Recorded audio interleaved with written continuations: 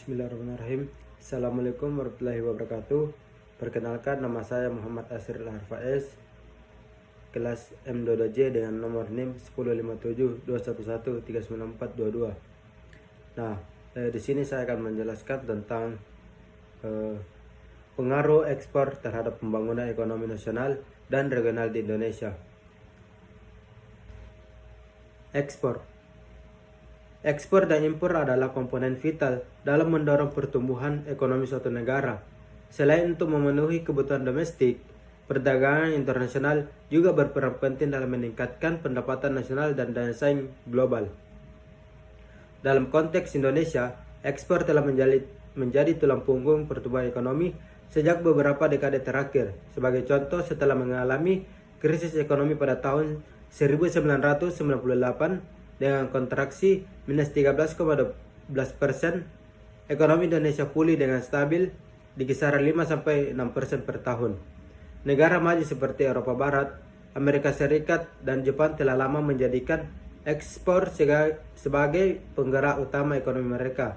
Sementara itu, negara berkembang seperti Cina telah berhasil menguasai pangsa ekspor global sebesar 8,59%. Indonesia memiliki sejumlah sektor unggulan yang berpotensi besar untuk dikembangkan, seperti kelapa sawit, batu bara, dan kerajinan tangan yang memberikan kontribusi signifikan terhadap ekonomi nasional. Adapun tantangan ekspor Indonesia, pertama yaitu tantangan utama dalam ekspor Indonesia meliputi ketergantungan pada ekspor bahan mentah, fluktuasi nilai tukar, hambatan tarif dan non-tarif, serta persaingan global yang semakin intensif. Kedua, yaitu ketergantungan pada ekspor bahan mentah menyebabkan nilai tambah yang rendah, sehingga Indonesia perlu fokus pada hilirisasi untuk mengolah bahan mentah menjadi produk jadi dengan nilai ekonomi lebih tinggi. Ketiga, fluktuasi harga komoditas global juga menjadi tantangan, terutama untuk komoditas utama seperti batu bara dan kelapa sawit. Hal ini seringkali mempengaruhi stabilitas pendapatan dari sektor ekspor. 4. Yaitu hambatan perdagangan internasional, baik berupa tarif maupun non-tarif, dapat menghambat pertumbuhan sektor ekspor. Oleh karena itu, diperlukan kerjasama internasional yang lebih erat untuk mengatasi hambatan ini. Adapun kebijakan strategis untuk pengembangan ekspor, pertama yaitu hilirisasi industri.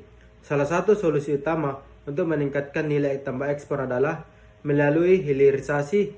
Contoh suksesnya adalah kebijakan hilirisasi nikel di Sulawesi Tengah yang telah meningkatkan nilai ekspor besi dan baja secara signifikan sejak 2013. Kedua yaitu diversifikasi produk.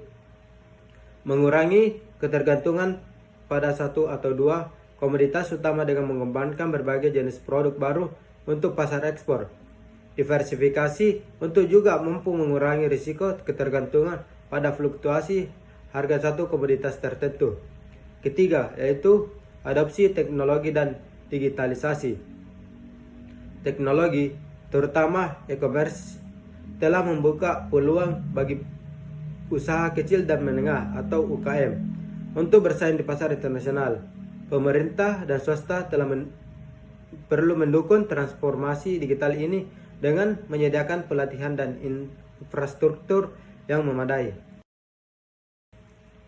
Adapun studi kasus sektor unggulan, pertama yaitu kelapa sawit. Kelapa sawit adalah salah satu komoditas unggulan Indonesia dengan pasar utama di negara-negara seperti Cina, Amerika Serikat, dan Italia. Di pasar ini, kelapa sawit Indonesia berada pada kategori Rising Star dengan peningkatan pangsa pasar yang signifikan.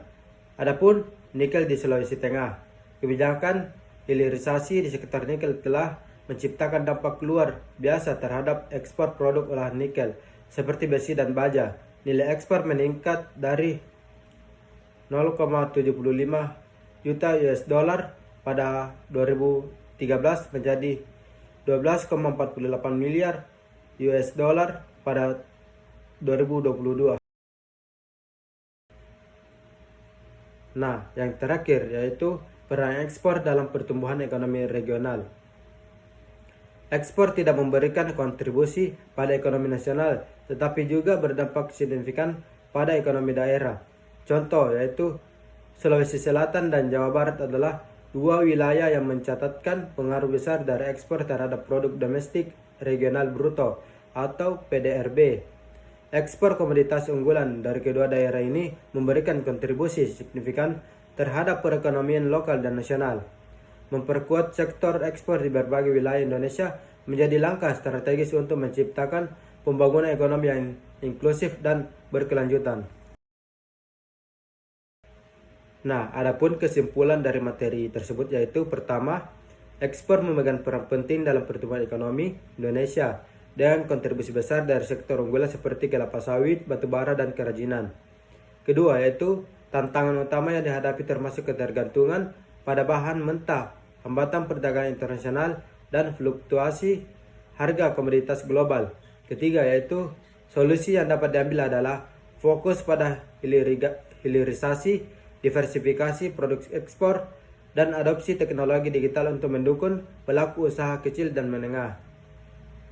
Keempat yaitu keberhasilan sektor ekspor sangat bergantung pada kerja sama antar pemerintah, pelaku usaha, dan masyarakat dalam menciptakan kebijakan yang tepat dan mendorong inovasi.